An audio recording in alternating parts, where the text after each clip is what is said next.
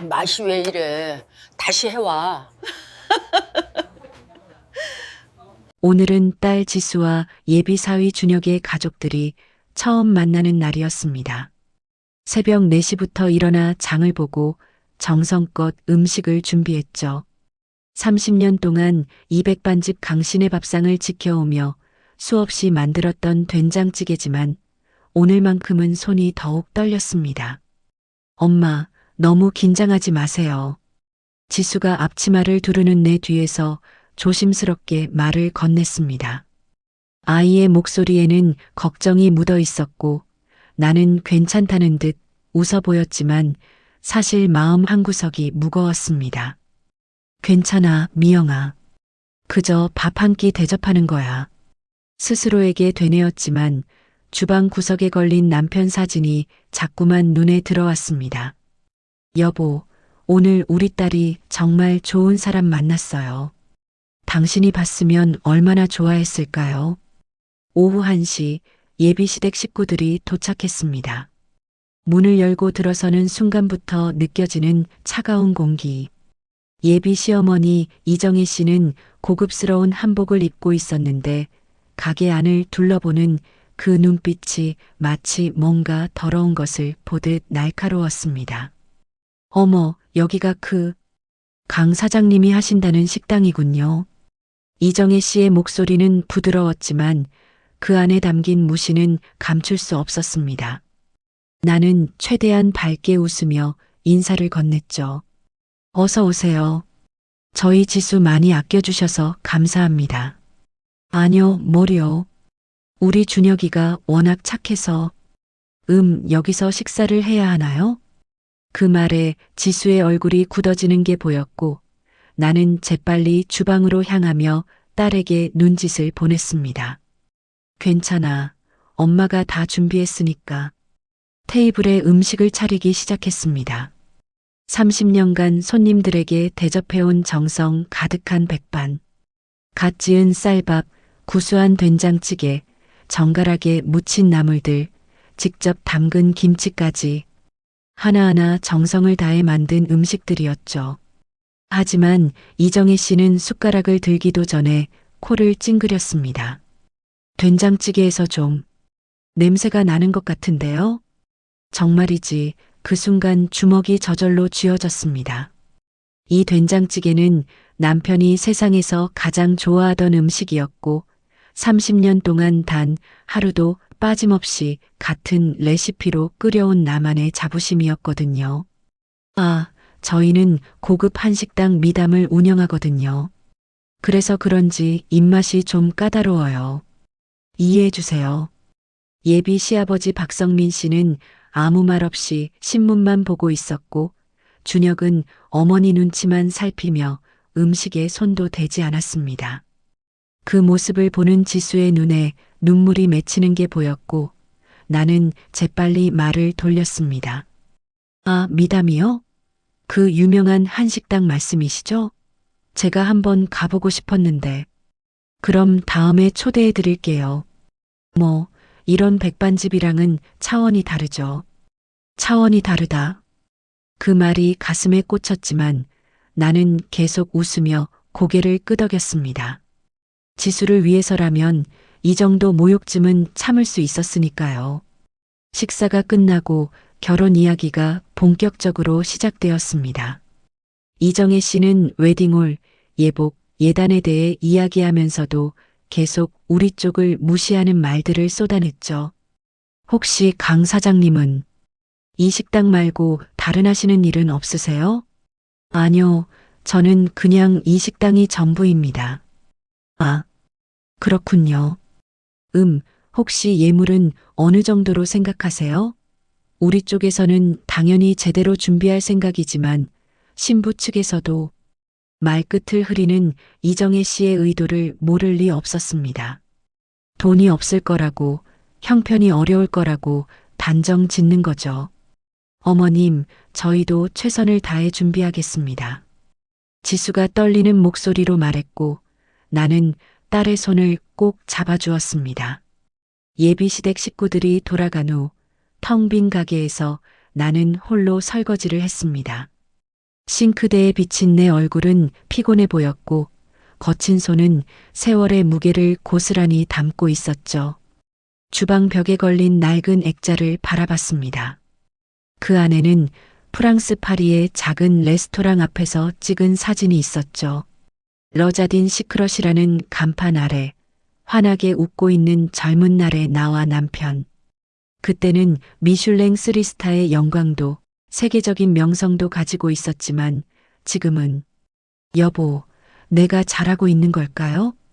남편의 된장찌개 레시피 노트를 펼쳤습니다. 남편의 손글씨로 빼곡하게 적힌 한글 레시피. 마지막 페이지에는 프랑스어로 이렇게 적혀 있었죠. 미셸, 당신의 요리는 사랑입니다. 눈물이 흘러내렸지만 닿지 않았습니다. 정말이지, 그때는 몰랐어요. 이게 시작일 줄은. 결혼 날짜가 정해지고 본격적인 준비가 시작된 지 일주일째 되던 날이었습니다.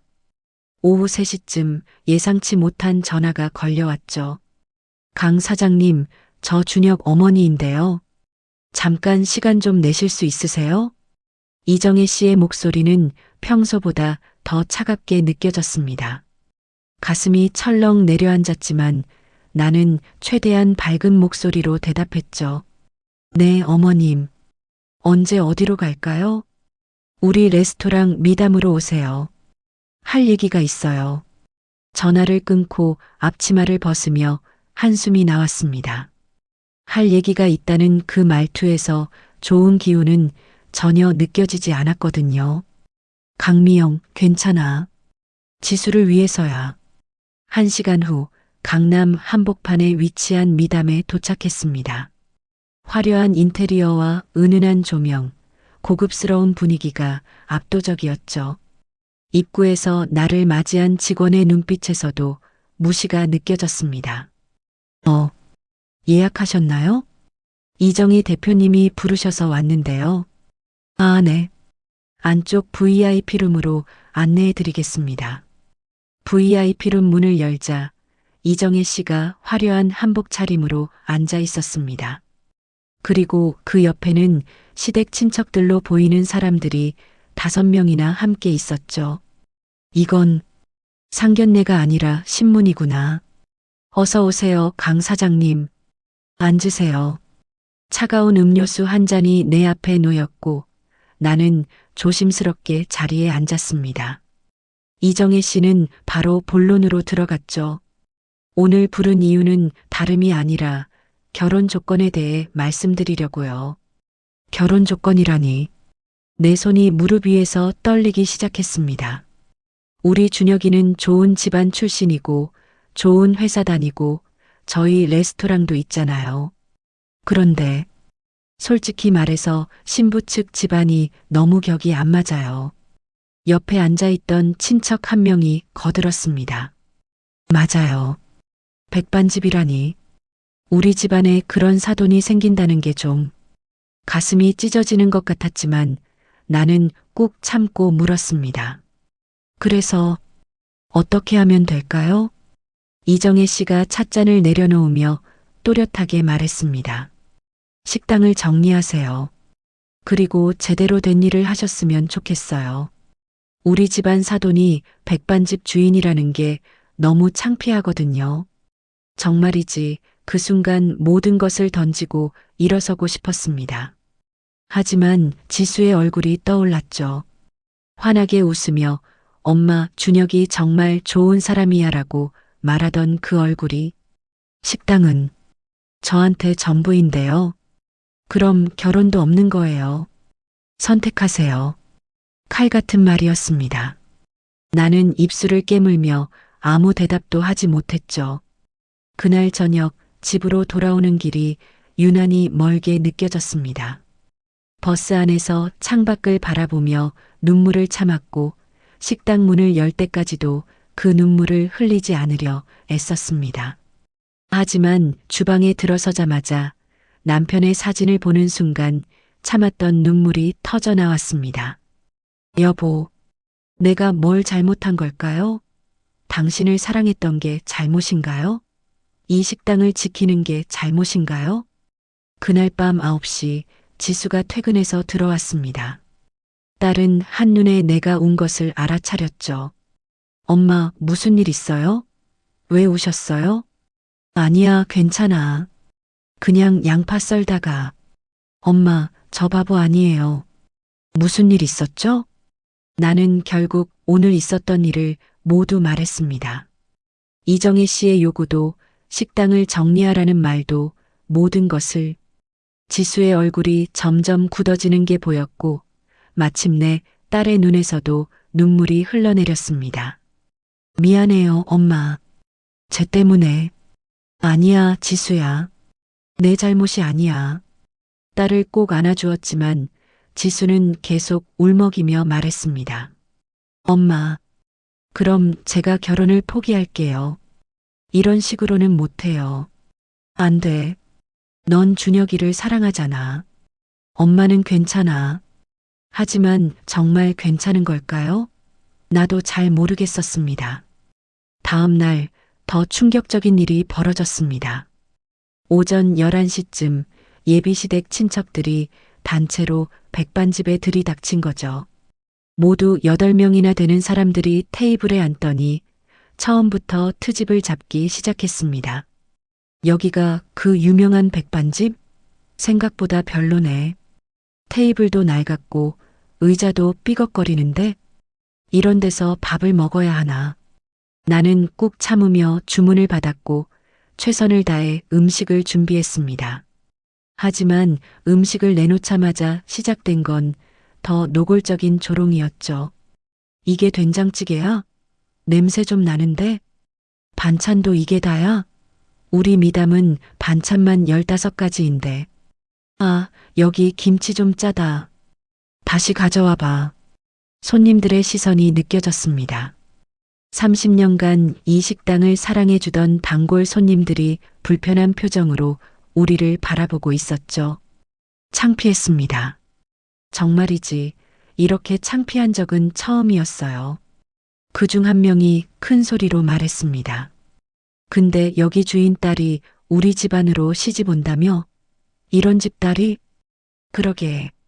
이정희 언니가 왜 허락했는지 모르겠어. 우리 같으면 절대 안 받아. 준혁이가 불쌍해. 이런 집안이랑 인척이 되다니. 주먹이 부들부들 떨렸습니다. 하지만 나는 아무 말도 하지 않았고 그저 묵묵히 주방으로 들어가 고개를 숙인 채 눈물을 삼켰죠. 그들이 떠난 후 단골 손님 한 분이 조심스럽게 다가왔습니다. 사장님, 괜찮으세요? 저 사람들 너무 심했어요. 괜찮습니다. 손님은 손님이니까요. 손님은 무슨, 저런 건 손님도 아니에요. 사장님 음식이 얼마나 맛있는데. 그 말에 눈물이 또 나려고 했지만 나는 억지로 웃으며 고개를 끄덕였습니다. 그날 밤 나는 남편의 된장찌개 레시피 노트를 펼쳤습니다. 남편의 손글씨가 흐릿하게 번져 있었죠. 눈물이 떨어진 자국이었습니다. 여보, 나 정말 못 버틸 것 같아요. 우리 지수가 행복해지려면 내가 이 식당을 포기해야 하나요? 벽시계가 12시를 가리키고 있었습니다. 정말이지, 이게 끝이 아니었어요. 더 큰 시련이 기다리고 있었으니까요. 그날 이후로 일주일이 흘렀습니다. 매일 아침 4시에 일어나 장을 보고 식당 문을 열고 손님을 맞이하는 일상은 변함없었지만 마음 한구석은 점점 무너져 내리고 있었죠. 지수는 매일 밤 늦게 들어와서는 방문을 닫고 혼자 있는 시간이 많아졌습니다. 딸의 방에서 들려오는 작은 흐느낌 소리를 들으며 나는 주방에서 설거지를 하다가도 손을 멈추곤 했죠. 내가 딸을 불행하게 만들고 있는 건가? 목요일 저녁 8시 드디어 지수가 입을 열었습니다. 문을 조심스럽게 열고 나온 딸의 얼굴은 창백했고 눈은 퉁퉁 부어 있었죠. 엄마, 할 말이 있어요. 나는 설거지하던 손을 닦으며 거실로 나갔습니다. 딸은 소파에 앉아 손을 꼭 쥐고 있었고 나는 그 옆에 조용히 앉았죠. 말해봐, 지수야. 엄마, 진짜 미안한데. 딸의 목소리가 떨렸습니다. 나는 이미 무슨 말을 할지 알고 있었지만 차마 먼저 말하지 못했죠. 엄마, 결혼하고 나면 식당 그만두실 수 없을까요? 칼로 가슴을 찌르는 것 같은 고통이었습니다. 하지만 나는 표정을 숨기며 물었죠. 왜 그런 생각을 해? 준혁이 어머니가 계속 그 얘기를 해요. 식당을 정리하지 않으면 결혼을 허락할 수 없대요. 엄마, 저도 알아요. 이 식당이 엄마한테 얼마나 소중한지, 아빠 추억이 담긴 곳이라는 것도 알아요. 하지만 딸이 눈물을 흘리기 시작했습니다. 저 정말 준혁이 사랑해요. 근데 이대로는 결혼할 수가 없어요. 엄마가 계속 무시당하는 게 너무 싫은데 제가 아무것도 못하고 있잖아요. 지수야, 제가 엄마 생활비 다 드릴게요. 제 월급으로도 충분히 두 분 모실 수 있어요. 그러니까 제발 식당 정리하시고 편하게 사세요. 나는 딸을 꼭 안아주었습니다. 떨리는 어깨를 느끼며 나도 함께 눈물을 흘렸죠. 하지만 입 밖으로는 이렇게 말했습니다. 알았어, 지수야. 엄마가 생각해 볼게. 그날 밤 잠을 이룰 수가 없었습니다. 새벽 2시가 넘도록 천장만 바라보며 누워 있다가 결국 일어나 주방으로 갔죠. 주방 벽에 걸린 사진을 오랫동안 바라봤습니다. 프랑스 파리 러자딘 시크럿 앞에서 찍은 사진. 그때 나는 미슐랭 3스타 셰프 미셸 강이었고 전 세계 요리사들이 내 레스토랑에서 일하길 원했죠. 하지만 사랑하는 남편 강태수를 만나고 모든 걸 버리고 한국으로 돌아왔습니다. 남편은 당신의 된장찌개가 세상에서 제일 맛있어라고 말했고 나는 그 말이 어떤 미슐랭 평가보다 소중했죠. 그리고 남편이 암으로 세상을 떠난 후 나는 200반집을 열었습니다. 화려한 프랑스 요리가 아니라 남편이 좋아하던 소박한 한식을 만들기 위해. 여보, 나 어떻게 해야 해요? 남편의 된장찌개 레시피 노트를 펼쳤습니다. 첫 페이지에는 이렇게 적혀 있었죠. 된장찌개 레시피 마이너스 태수가 미영에게. 미영아, 이 된장찌개는 단순한 음식이 아니야. 우리 엄마가 만들어주시던 그 맛이고 내가 힘들 때마다 떠올리는 고향의 맛이야. 당신이 이걸 만들어주면 나는 세상에서 제일 행복한 사람이 돼. 눈물이 노트 위로 떨어졌습니다. 다음 날 새벽 평소처럼 시장에 갔습니다. 30년 동안 단골이었던 채소가게 아주머니가 반갑게 맞이해 주셨죠. 사장님, 오늘은 배추가 좋아요. 가져가세요. 고맙습니다, 아주머니. 근데 사장님, 요즘 표정이 안 좋으세요. 무슨 일 있어요? 나는 아무것도 아니라고 손사래를 쳤지만 아주머니는 내 손을 꼭 잡으셨습니다. 사장님 된장찌개 먹으러 30년 동안 다녔는데 그 맛은 절대 못 잊어요. 무슨 일이 있어도 포기하지 마세요. 그 말이 가슴에 와닿았습니다. 식당으로 돌아와 된장찌개를 끓이기 시작했습니다. 된장을 풀고 두부를 넣고 애호박을 썰고 남편의 레시피대로 한치의 오차도 없이. 오전 11시 단골 손님들이 하나둘 들어오기 시작했습니다. 70대 할머니 손님이 한 숟가락 떠서 드시더니 환하게 웃으셨죠. 역시 사장님 된장찌개가 최고예요. 우리 남편 살아계실 때 제일 좋아하던 맛이에요. 고맙습니다. 사장님, 이 식당 절대 없어지면 안 돼요. 여기가 우리 같은 사람들한테는 집 같은 곳이잖아요. 그 말에 눈시울이 뜨거워졌습니다. 그날 오후 4시 지수에게서 전화가 왔습니다. 엄마, 이번 주말에 준혁이네 식구들이랑 다 같이 밥 먹기로 했어요. 준혁이가 어머니를 설득해 보겠대요. 그래, 알았어. 엄마, 식당 일은 생각해 보셨어요? 나는 잠시 망설이다가 대답했습니다. 응, 생각 중이야. 조금만 더 시간을 줘. 전화를 끊고 나서 나는 다시 주방으로 갔습니다.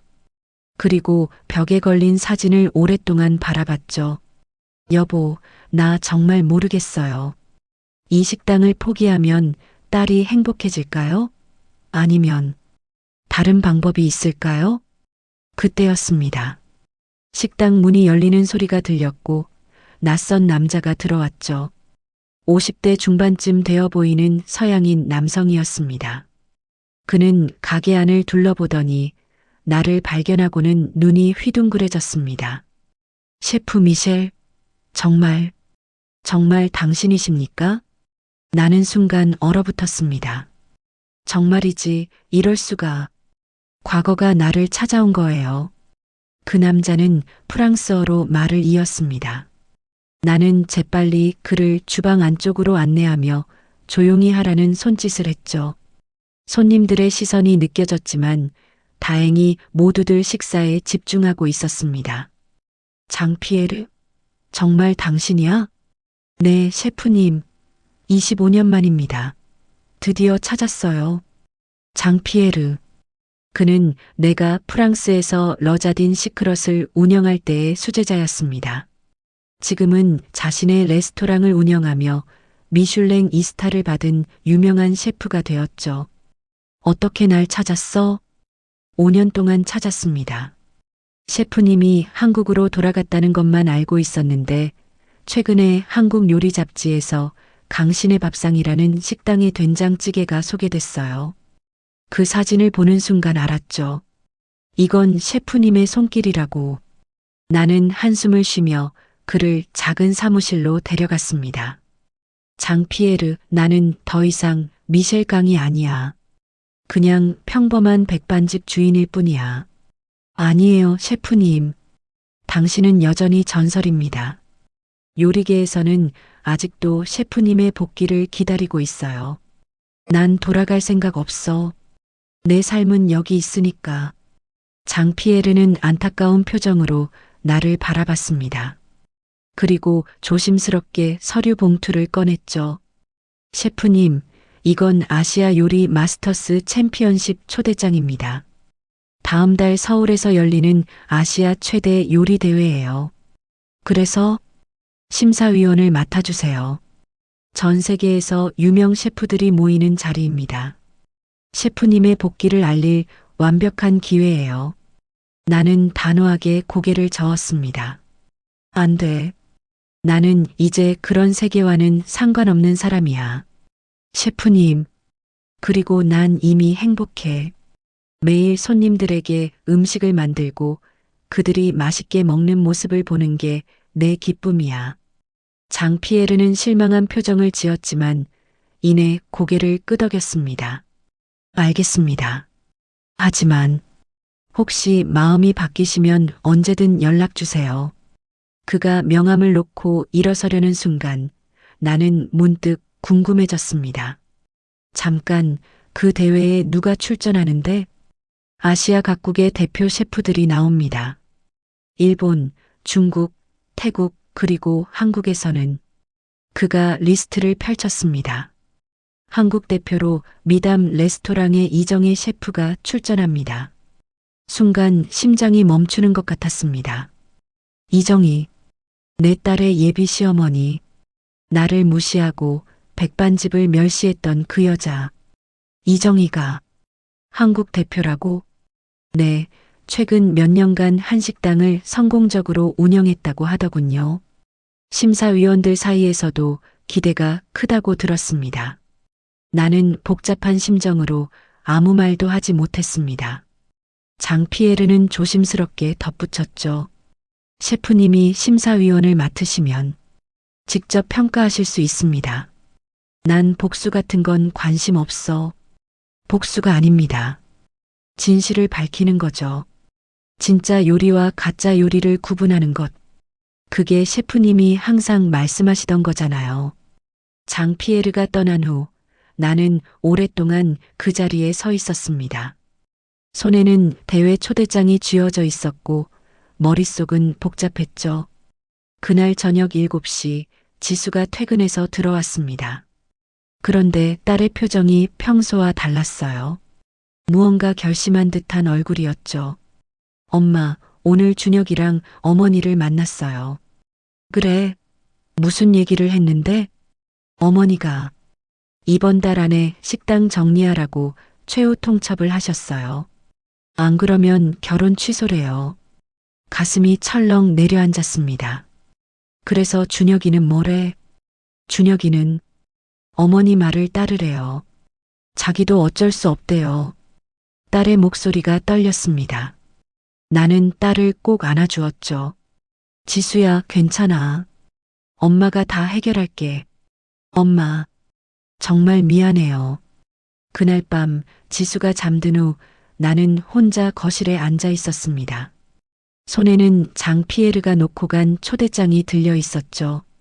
아시아 요리 마스터스 챔피언십, 심사위원 초청, 그리고 참가자 명단에는 선명하게 적혀 있었습니다. 한국 대표 이정희, 미담 레스토랑. 나는 휴대폰을 꺼내 장 피에르에게 문자를 보냈습니다. 심사위원 제안 수락하겠습니다. 하지만 보내기 버튼을 누르기 직전 손가락이 멈췄습니다. 이게 맞는 걸까? 복수를 위해? 아니면 진실을 위해?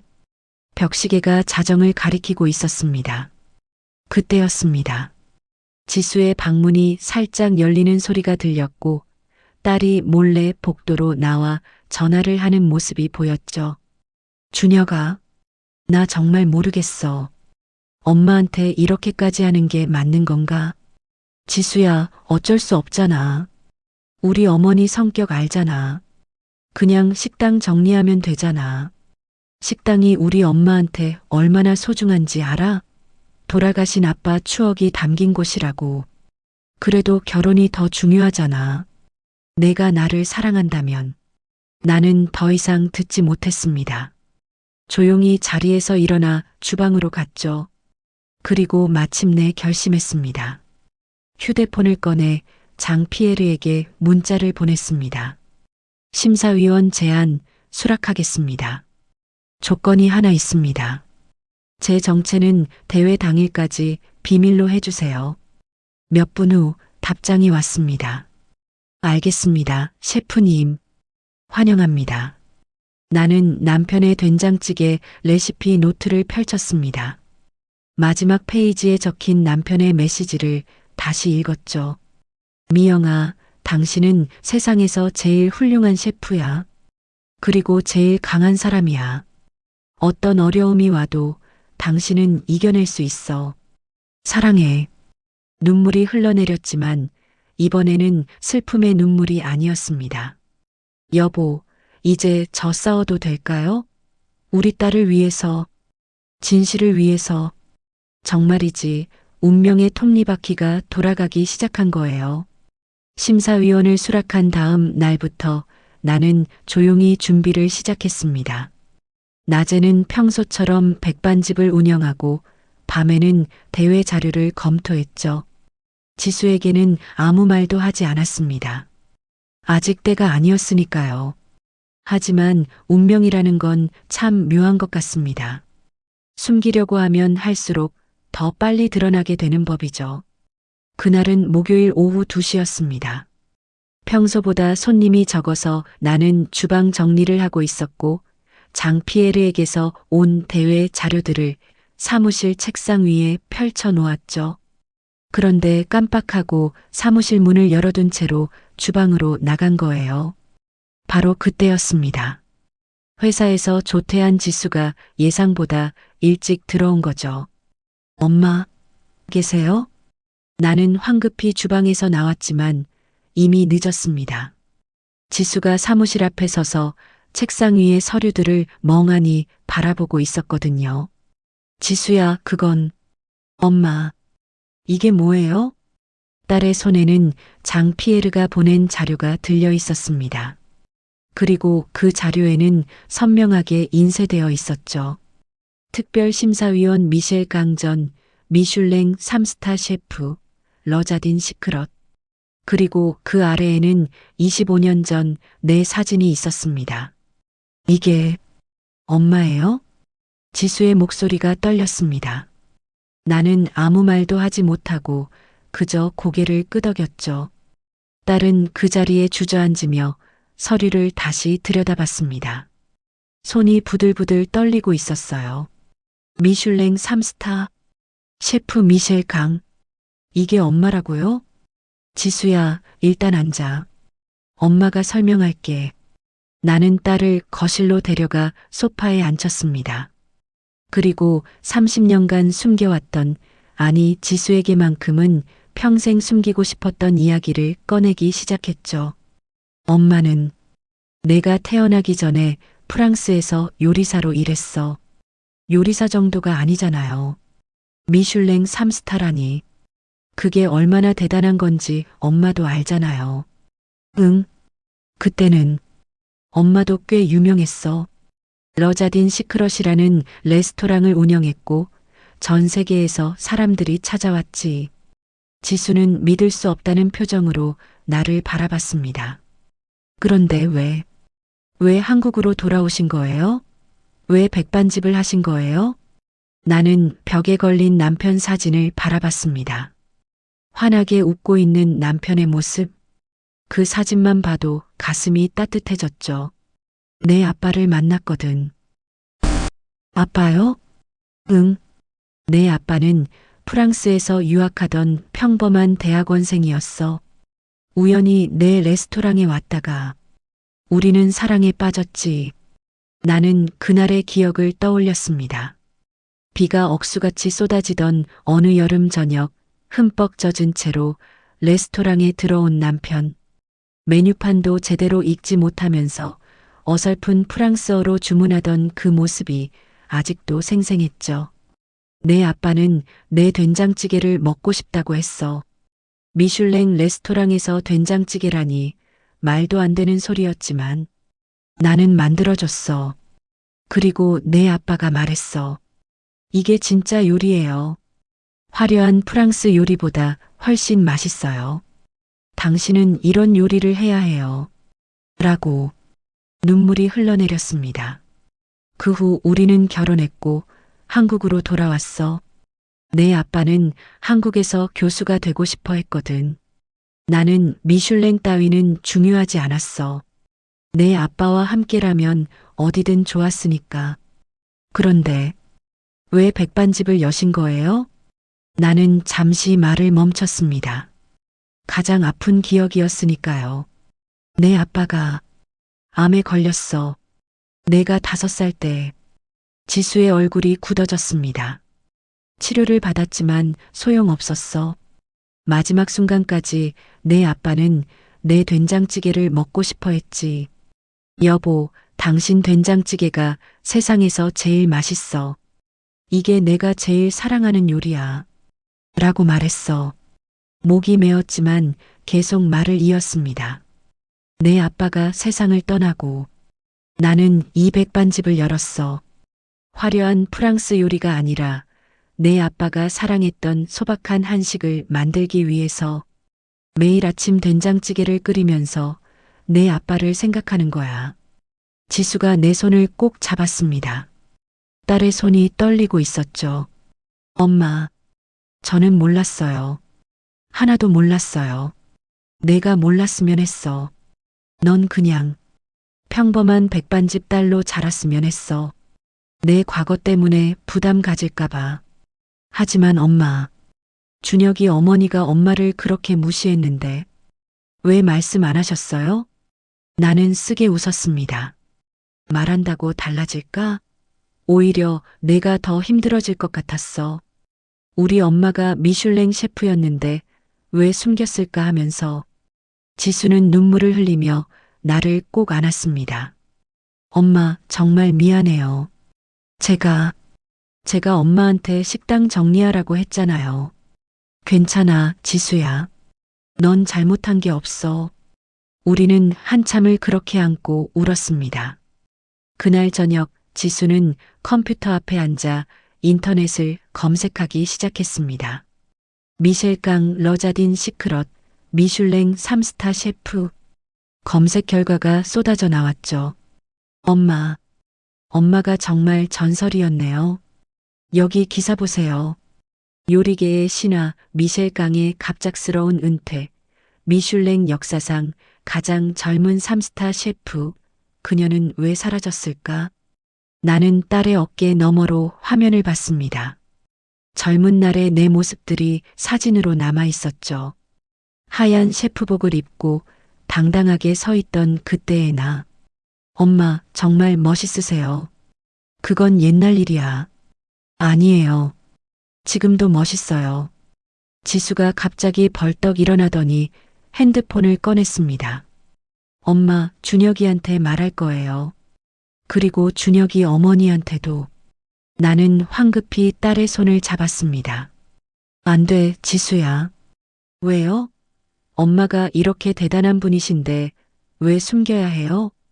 복수하려고 밝히는 건 의미 없어. 그리고 나는 대회 자료를 가리켰습니다. 다음 달에 요리 대회가 있어. 거기서 이정혜 씨가 한국 대표로 나와. 그리고 나는 심사위원이야. 지수의 눈이 커졌습니다. 엄마가 준혁이 어머니를 심사한다고요? 응. 그리고 그때 모든 게 밝혀질 거야. 진짜 요리가 뭔지, 거짓이 뭔지. 엄마, 혹시 복수하시려고요? 나는 고개를 저었습니다. 복수가 아니야. 진실을 밝히는 거지. 내 아빠가 항상 말했어. 진짜 요리는 진심에서 나온다고. 이정혜 씨의 요리에 진심이 있는지 내가 직접 확인할 거야. 지수는 잠시 고민하더니 고개를 끄덕였습니다. 알겠어요, 엄마. 그때까지 저도 참을게요. 하지만 딸이 내 손을 꼭 잡았습니다. 준혁이와의 결혼 다시 생각해 볼게요. 이런 식으로는 행복할 수 없을 것 같아요. 지수야. 엄마, 저 이제야 알았어요. 진짜 사랑이 뭔지. 아빠가 엄마를 사랑했던 것처럼 있는 그대로를 사랑하는 거잖아요.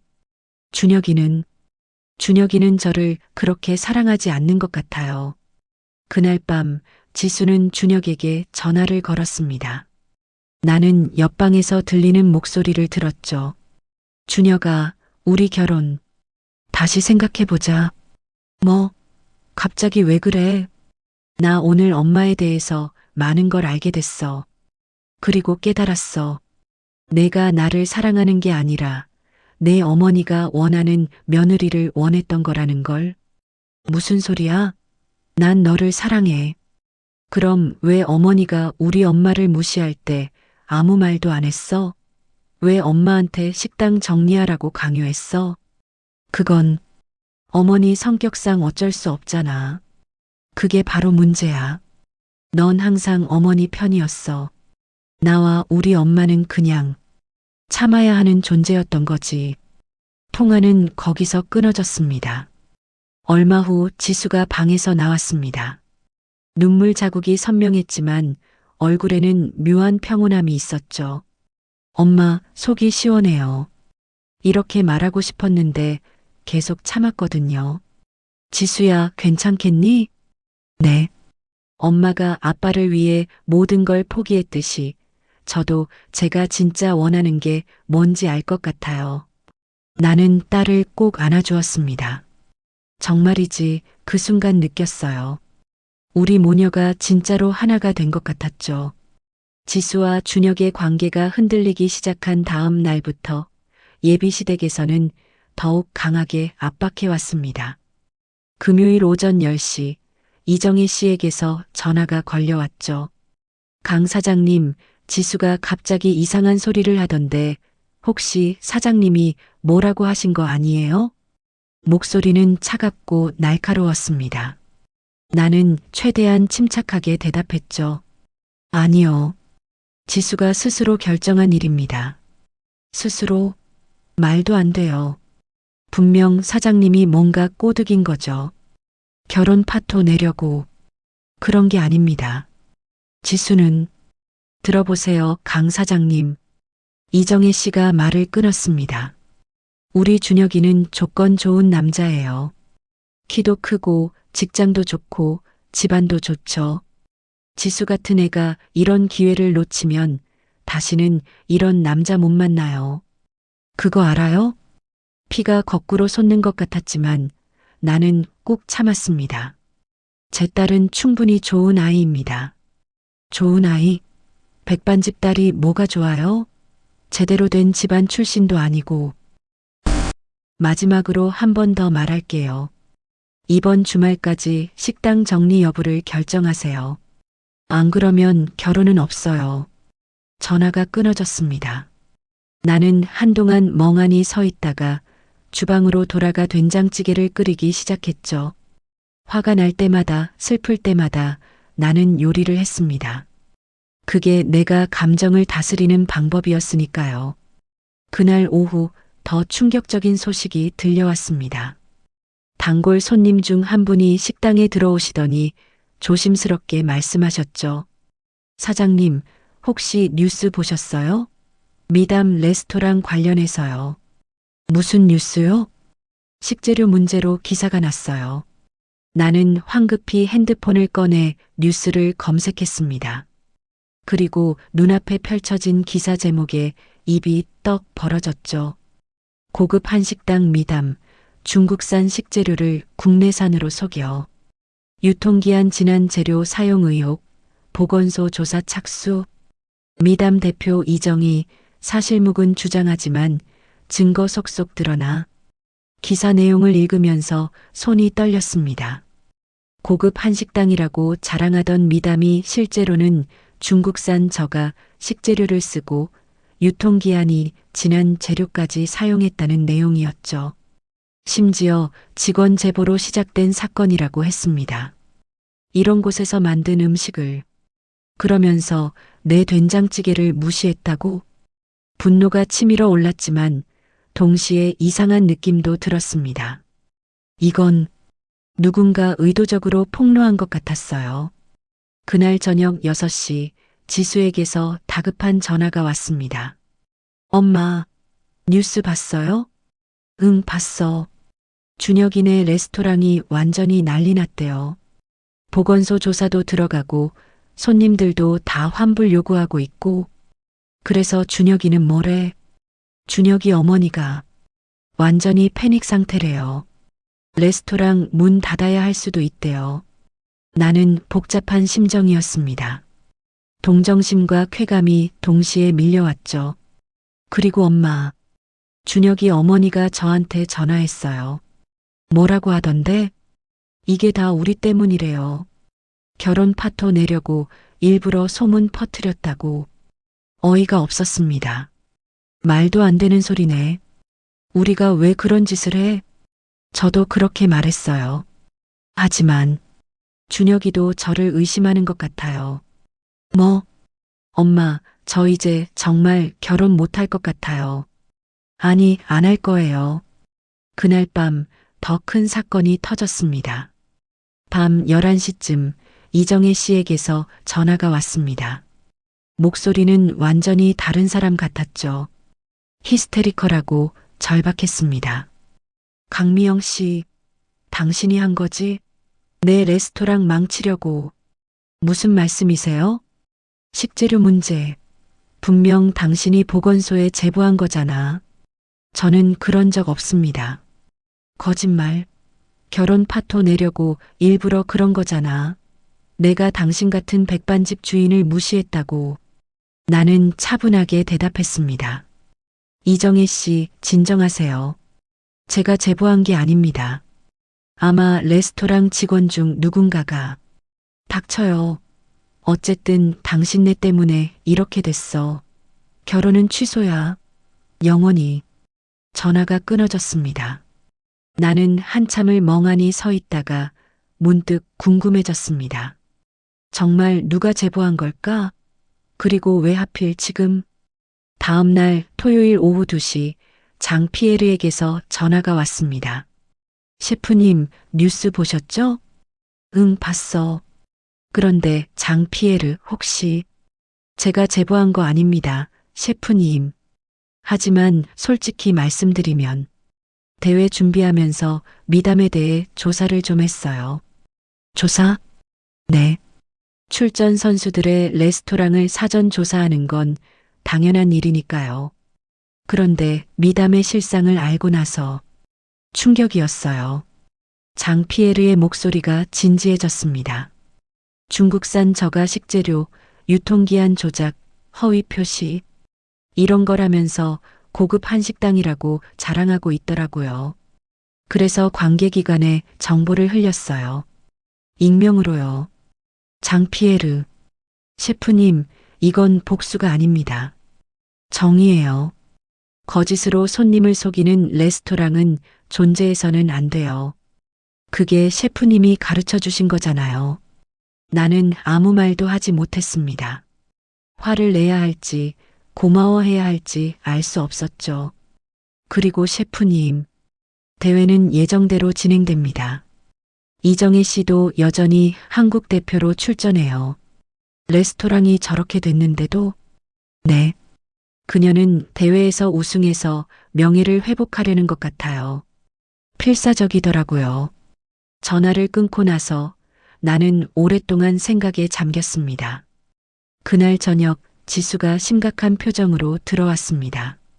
엄마, 준혁이 어머니가 저한테 찾아왔어요. 뭐? 회사 앞에서 기다리고 있다가 무릎을 꿇더라고요. 나는 놀라서 딸을 바라봤습니다. 무릎을 꿇었다고? 네. 사람들 다 보는 앞에서 제발 결혼해달라. 우리 레스토랑이 망하면 우리 가족 다 거리로 나앉는다고 하면서요.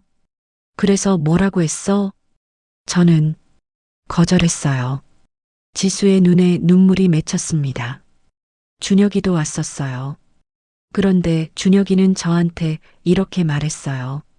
지수야, 우리 어머니 좀 도와줘. 내 엄마가 미슐랭 셰프였다며? 그럼 영향력이 있잖아. 우리 레스토랑 좀 살려줘. 분노가 치밀어 올랐습니다. 뭐라고? 저는 그때 깨달았어요. 준혁이는 절 사랑한 게 아니라 이용하려고 했던 거예요. 엄마의 명성을요. 딸이 내 품에 안겨 울기 시작했습니다. 엄마, 제가 정말 바보였죠? 이런 사람을 사랑했다니. 아니야, 지수야. 넌 잘못한 게 없어. 대회 당일이 밝았습니다. 일요일 오전 9시 서울 시내 최대 규모의 컨벤션 센터는 이미 사람들로 가득했죠. 아시아 요리 마스터스 챔피언십. 아시아 각국의 대표 셰프들이 모여 실력을 겨루는 최고 권위의 대회였습니다. 나는 새벽 6시에 일어나 준비를 시작했습니다. 30년 만에 꺼낸 하얀 셰프복. 옷장 깊숙이 숨겨두었던 그 옷은 여전히 깔끔했죠. 거울 앞에 서서 셰프복을 입는 순간 이상한 기분이 들었습니다. 마치 과거의 내가 돌아온 것 같았어요. 엄마, 정말 멋있어요. 지수가 방문을 열고 들어왔습니다. 딸은 감탄하는 표정으로 나를 바라봤죠. 엄마가 이렇게 멋있으신 줄 몰랐어요. 과장하지 마. 그냥 늙은 요리사일 뿐이야. 아니에요. 엄마는 정말 자랑스러워요. 딸이 내 손을 꼭 잡았습니다. 엄마, 오늘 꼭 보여주세요. 진짜 요리가 뭔지. 그럴게, 지수야. 대회장에 도착하니 이미 수백 명의 관객이 앉아 있었습니다. 무대 중앙에는 화려한 조리대가 설치되어 있었고 대형 스크린이 모든 걸 생중계하고 있었죠. 나는 백스테이지로 안내되었습니다. 다른 심사위원들이 이미 모여 있었어요. 일본의 유명 셰프, 중국의 미슐랭 스타 셰프, 태국의 왕실 주방장, 미셸 셰프, 장피에르가 다가왔습니다. 드디어 오셨군요. 다른 심사위원들에게 소개해 드릴게요. 하지만 나는 고개를 저었습니다. 아직 아니야. 무대에 오를 때까지 기다려줘. 알겠습니다. 오전 10시 대회가 시작되었습니다. 사회자의 목소리가 홀을 가득 채웠죠. 신사숙녀 여러분, 제15회 아시아 요리 마스터스 챔피언십에 오신 것을 환영합니다. 박수 소리가 터져 나왔습니다. 오늘은 아시아 8개국의 대표 셰프들이 그들의 실력을 겨룹니다. 그리고 특별히 전설의 심사위원을 모셨습니다. 무대 옆에서 나는 심호흡을 했습니다. 손이 떨렸지만 이건 두려움이 아니었어요. 설렘이었죠. 한국 대표로는 미담 레스토랑의 이정혜 셰프가 출전합니다. 관객석 한쪽에서 환호성이 들렸습니다. 무대에 오른 이정희 씨는 화려한 한복 차림이었고 얼굴에는 자신감이 넘쳤죠. 하지만 그 눈빛에서는 필사적인 무언가가 느껴졌습니다. 레스토랑 스캔들을 만회하려는 거구나. 이 대회에서 우승해서 나는 관객석을 둘러봤습니다. 그리고 맨 앞줄에 앉아있는 지수를 발견했죠. 딸은 긴장한 표정으로 무대를 바라보고 있었습니다. 그 옆에는 준혁과 박성민 씨도 앉아 있었습니다. 예비시댁 식구들이 응원하러 온 거죠. 그럼 이제 심사위원들을 소개하겠습니다. 네 차례가 왔습니다. 첫 번째 심사위원은 일본 도쿄의 미슐랭 2스타 셰프 다나카 히로시. 박수 소리. 두 번째는 중국 베이징의 전통 궁중 요리 전문가 리웨이. 박수 소리. 세 번째는 태국 왕실 주방장 솜차이 프라싯. 박수 소리. 그리고 마지막으로 사회자의 목소리가 극적으로 낮아졌습니다. 25년 만에 대중 앞에 모습을 드러내는 전설의 셰프, 프랑스 파리 러자딘 시크럿의 전 오너이자 미슐랭 3스타를 받았던 요리계의 신화, 미셸강 셰프. 순간 홀이 정적에 휩싸였습니다. 나는 천천히 무대로 걸어갔습니다. 조명이 나를 비추고 수백 개의 시선이 나에게 쏠렸죠. 무대 중앙에 서자 대형 스크린에 내 얼굴이 클로즈업 되었습니다. 관객석에서 웅성거리는 소리가 들렸습니다. 저 사람이 미셸강? 25년 만에 나타났다고? 전설이잖아. 하지만 가장 큰 충격을 받은 건 무대 위의 이정혜 씨였습니다. 그녀는 나를 보자마자 얼굴이 하얗게 질렸죠. 손에 들고 있던 칼이 떨어질 뻔했습니다. 강미영? 나는 차분하게 마이크를 잡았습니다. 안녕하십니까. 심사위원 미셸 강입니다. 본명은 강미영이고 25년 전까지 프랑스에서 러자딘 시크럿이라는 레스토랑을 운영했습니다. 관객석이 술렁였습니다. 그리고 지금은 나는 잠시 멈췄다가 말을 이었습니다. 서울에서 강신의 밥상이라는 작은 백반집을 운영하고 있습니다. 이정혜 씨의 얼굴이 일그러졌습니다. 그녀는 이제야 깨달은 거죠. 자신이 얼마나 어리석은 짓을 했는지. 관객석 앞줄에서 지수가 눈물을 흘리며 박수를 치고 있었습니다. 딸의 얼굴에는 자랑스러움이 가득했죠. 그 옆에 있던 준혁은 경악한 표정이었고 박성민 씨는 멍하니 입을 벌리고 있었습니다. 그럼 대회를 시작하겠습니다. 주제는 어머니의 맛입니다. 각국 셰프들이 조리를 시작했습니다. 하지만 이정희 씨는 한동안 움직이지 못했죠. 손이 떨리고 있었습니다. 나는 다른 심사위원들과 함께 조리 과정을 지켜봤습니다. 일본 셰프는 정교한 손놀림으로 초밥을 만들고 있었고 중국 셰프는 화려한 볶음 요리를 준비했죠. 하지만 내 시선은 계속 이정혜 씨에게로 향했습니다. 그녀는 한참을 망설이다가 결국 요리를 시작했습니다. 한식 정찬이었죠. 구절판, 갈비찜, 잡채, 화려한 상차림이었습니다. 하지만 그녀의 손놀림을 보는 순간 나는 알았습니다. 이 사람은 진짜 요리사가 아니라고.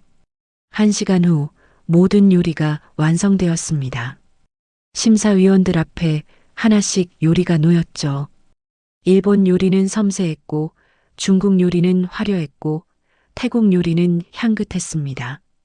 그리고 이정혜 씨의 한식 정찬.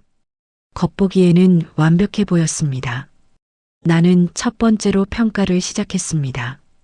이정혜 셰프의 요리입니다. 홀이 조용해졌습니다. 나는 젓가락으로 갈비찜을 집어 입에 넣었습니다.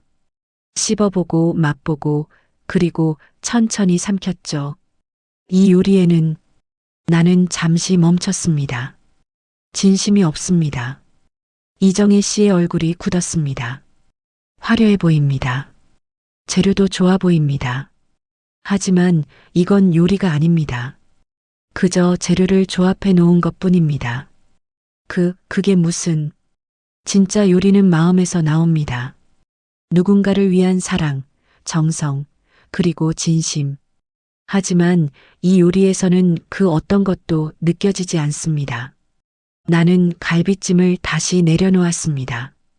그리고 한 가지 더. 최근 미담 레스토랑이 식재료 문제로 논란이 되었죠. 중국산 저가 재료를 국내산으로 속이고 유통기한 지난 재료를 사용했다는. 그건 오해입니다. 이정혜 씨가 소리쳤습니다. 오해가 아닙니다. 제가 직접 조사했습니다. 나는 서류를 꺼냈습니다. 여기 미담의 식재료 구매 내역서가 있습니다. 그리고 실제 메뉴에 표시된 재료와 비교하면 명백한 거짓입니다. 관객석이 술렁였습니다. 요리사의 가장 중요한 덕목은 정직입니다. 손님을 속이는 요리사는 요리사가 아닙니다. 이정혜 씨는 말을 잇지 못하고 그저 서 있었습니다. 눈에는 눈물이 맺혀 있었죠. 따라서 이정혜 셰프에게는 나는 점수판을 들어 올렸습니다. 10점 만점에 2점을 드립니다. 홀이 숨죽였습니다. 다른 심사위원들도 비슷한 평가를 내렸습니다. 결국 이정혜 씨는 최하점을 받고 탈락했죠. 무대에서 내려오는 이정혜 씨의 뒷모습은 초라했습니다. 한때 오만하고 당당했던 그 모습은 온데간데 없었죠. 대회가 끝난 후 나는 백스테이지에서 잠시 쉬고 있었습니다. 그때 누군가 조심스럽게 문을 두드렸죠. 이정혜 씨였습니다. 아니, 미셸 셰프님. 그녀는 고개를 숙였습니다. 죄송합니다. 제가 정말 잘못했습니다. 나는 아무 말도 하지 않았습니다. 당신을 무시했던 것, 지수를 때렸던 것, 모두 제 잘못입니다. 제발 용서해 주세요. 이정혜 씨, 나는 차분하게 말했습니다. 저는 복수하려고 이 자리에 선 게 아닙니다. 진실을 밝히려고 했을 뿐입니다. 요리는 사랑입니다. 누군가를 위한 진심입니다. 하지만 당신은 그걸 이용했죠. 돈벌이로, 명예를 위한 수단으로. 죄송합니다. 그리고 당신은 사람을 외모로, 직업으로 판단했습니다. 백반집 주인이라고 무시했죠. 하지만 진짜 중요한 건 겉모습이 아닙니다. 그 사람의 마음, 진심입니다. 이정혜 씨는 무릎을 꿇었습니다. 제발 한 번만 용서해 주세요. 제가 잘못했습니다. 나는 한숨을 쉬며 그녀를 일으켰습니다. 일어나세요. 용서는 제가 할 일이 아닙니다.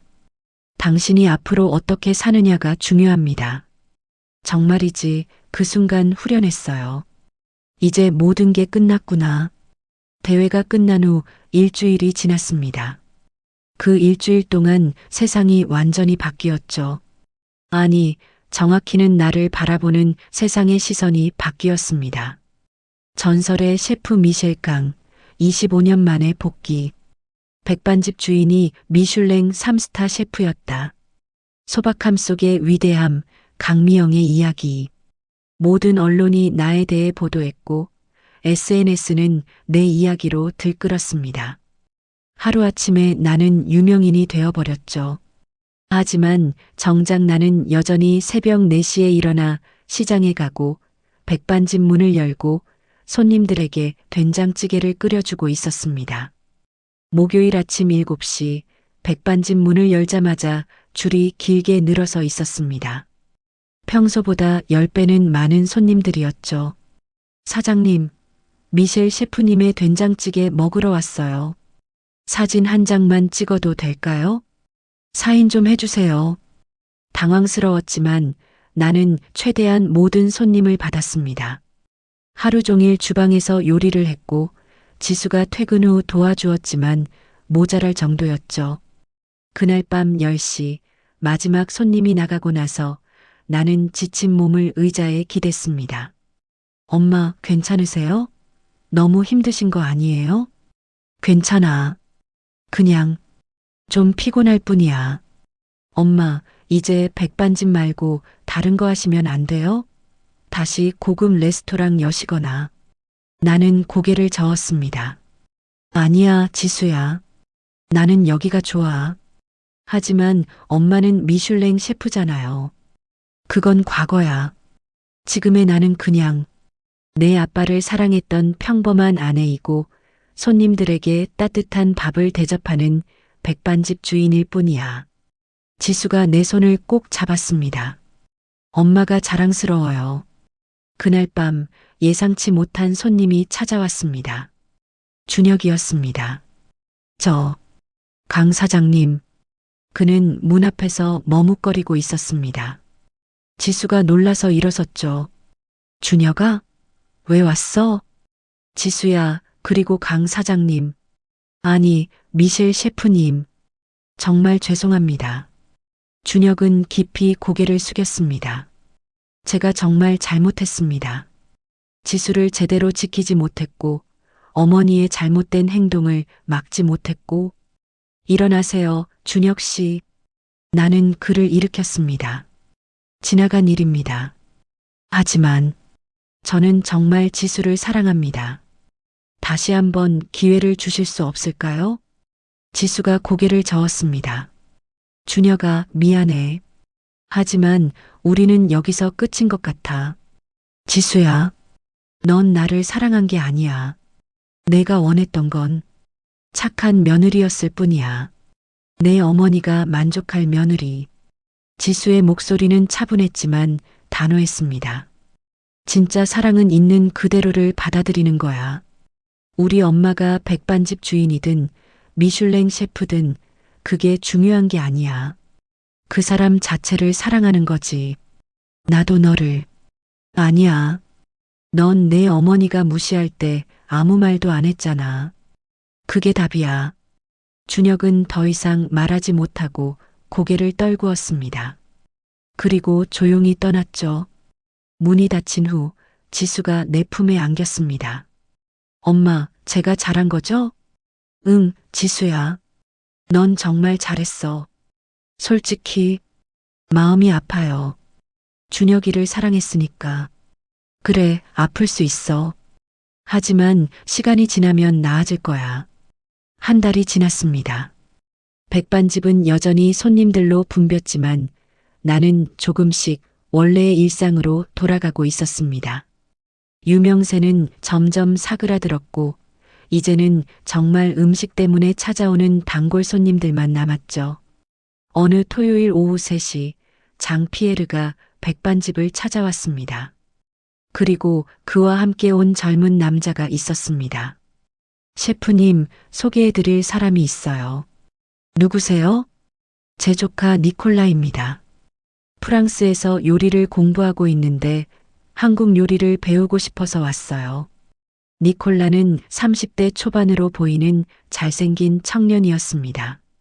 그는 유창한 한국말로 인사했죠. 안녕하세요, 셰프님.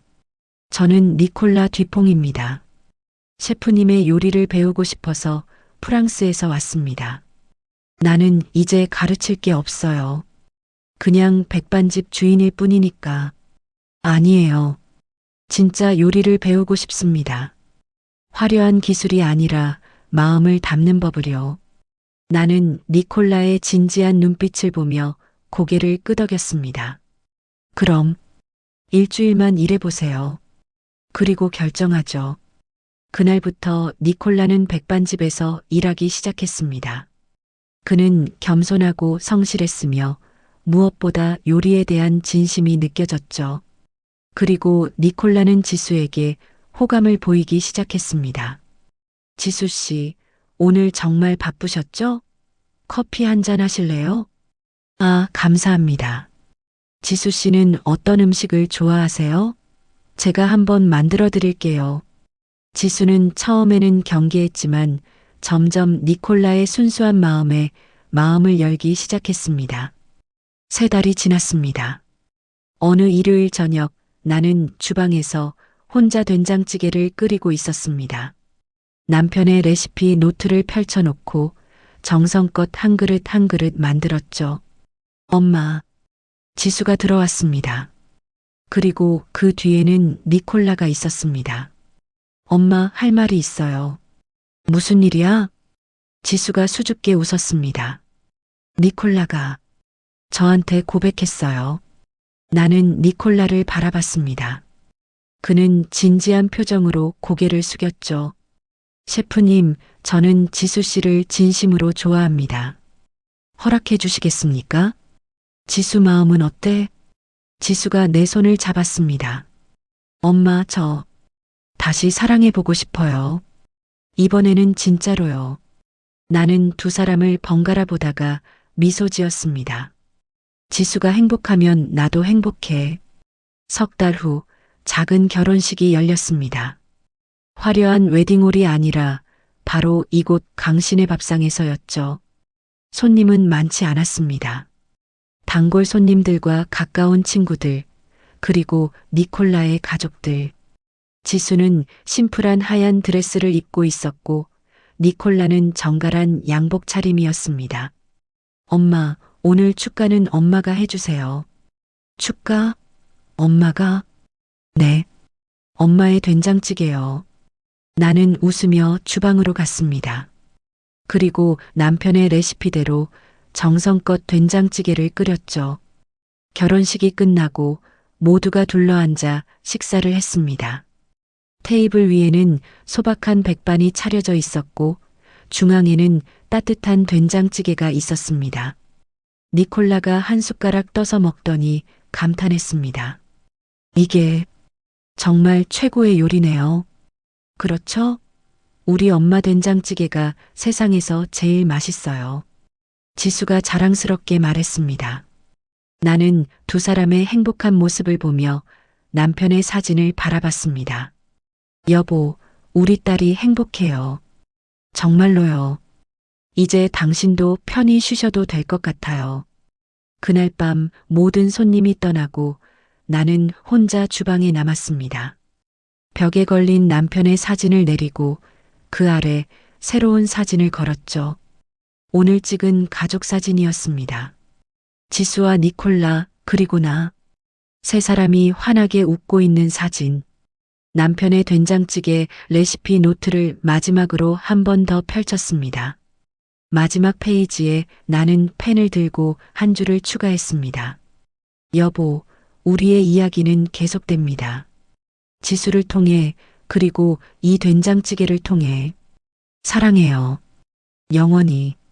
눈물이 떨어졌지만 이번에는 행복한 눈물이었습니다. 다음 날 월요일 새벽 4시 나는 평소처럼 일어나 시장에 갔습니다. 사장님, 오늘도 일찍 오셨네요. 단골 채소 가게 아주머니가 반갑게 맞이했습니다. 그럼요. 손님들이 기다리시잖아요. 사장님, 이제 유명 셰프 되셨는데 이런 일 계속하실 거예요? 나는 활짝 웃었습니다. 당연하죠. 이게 제 삶이에요. 백반집으로 돌아와 된장을 풀기 시작했습니다. 30년 동안 그래왔듯이 오늘도 변함없이 오전 7시 첫 손님이 들어왔습니다. 70대 할머니 손님이셨죠. 오랜 단골이셨습니다. 사장님, 오늘도 된장찌개 한 그릇이요. 네, 곧 나옵니다. 나는 정성껏 한 그릇을 담아내왔습니다. 할머니가 한 숟가락 떠서 드시더니 환하게 웃으셨습니다. 역시 사장님 된장찌개가 최고예요. 이 맛은 변하지 않네요. 고맙습니다. 사장님 있잖아요. 제가 이 된장찌개 먹으러 30년 동안 다닌 이유가 뭔지 아세요? 왜요?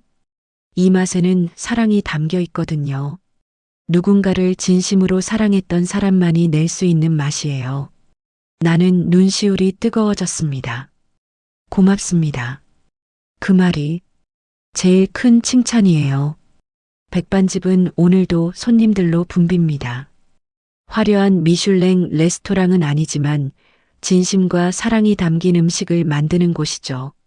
나는 오늘도 된장찌개를 끓입니다. 남편이 사랑했던 그 맛으로, 손님들이 행복해하는 그 맛으로, 그리고 이제는 딸도 사위도 함께 이 백반집을 지켜갑니다. 여보, 이게 진짜 행복이에요. 화려하지 않아도 평범해도 진심이 담겨 있으면 그게 최고의 요리예요. 정말이지, 인생에서 가장 소중한 건 겉모습이 아니라 마음이에요. 그리고 진짜 사랑은 있는 그대로를 받아들이는 거죠.